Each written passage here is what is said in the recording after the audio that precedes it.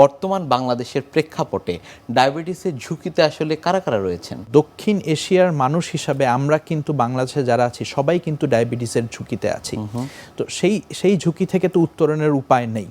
তথাপি আরও কিছু ঝুঁকি আছে যেগুলাকে আমরা বলি মডিফায়েবল ঝুঁকি এবং নন মডিফায়েবল ঝুঁকি। মডিফায়েবল ঝুঁকি মানে যেই ঝুঁকিকে আপনি প্রশমনের ব্যবস্থা নিতে পারবেন বা আপনি ইচ্ছা করলে সেই ঝুঁকি কমাতে পারবেন। আর কিছু বিষয় আছে যেই বিষয়গুলো আপনি ঝুঁকিতে আছেন কিন্তু সেই বিষয়ে আপনার হাতে আসলে কিছু করার নেই। এরকম যদি বলি, যদি পারিবারিক ইতিহাস, যে বাবার ডায়াবেটিস, মার ডায়াবেটিস, তাহলে কিন্তু একজন ডায়াবেটিসের ঝুঁকিতে থাকেন।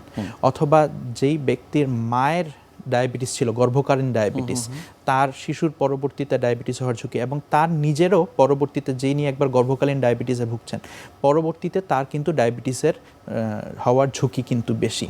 এছাড়া দৈহিক স্থূলতা, বিশেষ করে আমাদের মেদ, যেটাকে আমরা বলি যে ভিসেরাল অ্যাবডোমিনাল ওবেসিটি, যে পেটের ভিতরে মেদটা যদি বেশি হয় তাহলে কিন্তু সে ডায়াবেটিসের ঝুঁকিতে আসে। এছাড়া জীবনযাপন, যেরকম যে সেডেন্টারি লাইফস্টাইল, যে ধরেন সারাদিন অফিস জব করতেছে, কোনো রকম ফিজিক্যাল অ্যাক্টিভিটি বা কায়িক পরিশ্রম নেই, তারাও কিন্তু ডায়াবেটিসের ঝুঁকিতে আছে।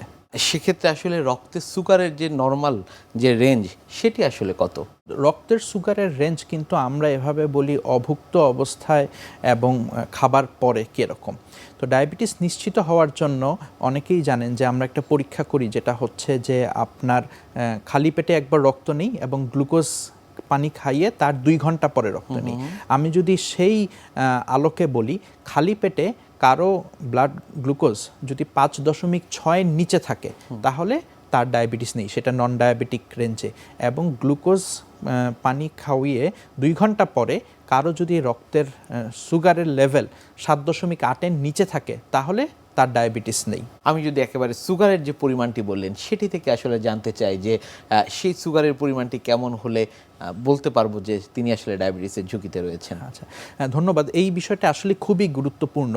যারা ডায়াবেটিস হয় তারা কিন্তু একটা মানে নর্মাল, দেন প্রি ডায়াবেটিস, দেন ডায়াবেটিস, এরকম কেউ না যে আজকে রাত্রে সে নর্মাল হয়ে ঘুমালো এবং পরের দিন সকালে হঠাৎ করে তার ডায়াবেটিস হয়ে গেল। তাকে কিন্তু একটা ফেজের ভিতর দিয়ে যেতে হয়, যে সুগার আস্তে আস্তে বেড়ে বেড়ে সে ডায়াবেটিক রেঞ্জে যায়, এবং ডায়াবেটিক রেঞ্জের আগের অবস্থাটাকেই আমরা প্রি ডায়াবেটিস বলি। এবং প্রি ডায়াবেটিস অর্থ যে সে তার ডায়াবেটিস হয়নি কিন্তু সে ডায়াবেটিসের অতিরিক্ত ঝুঁকিতে রয়েছে, এবং এই ক্ষেত্রে থেকে তার যে কোনো সময় ডায়াবেটিস হতে পারে।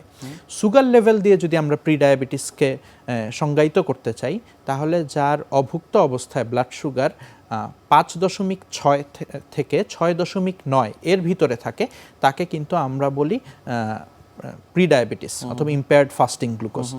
আর গ্লুকোজ পানি খাওয়ার 2 ঘন্টা পরে সেই মাত্রাটা যদি 7.8 থেকে 11 পর্যন্ত হয় তাহলে কিন্তু সেটাকে আমরা প্রি ডায়াবেটিস বলি বা ইম্পেয়ার্ড গ্লুকোজ টলারেন্স। তাহলে খালি পেটে 5.6 থেকে 6.9 এবং আপনার গ্লুকোজ খাওয়ার 2 ঘন্টা পরে 7.8 থেকে 11 পর্যন্ত।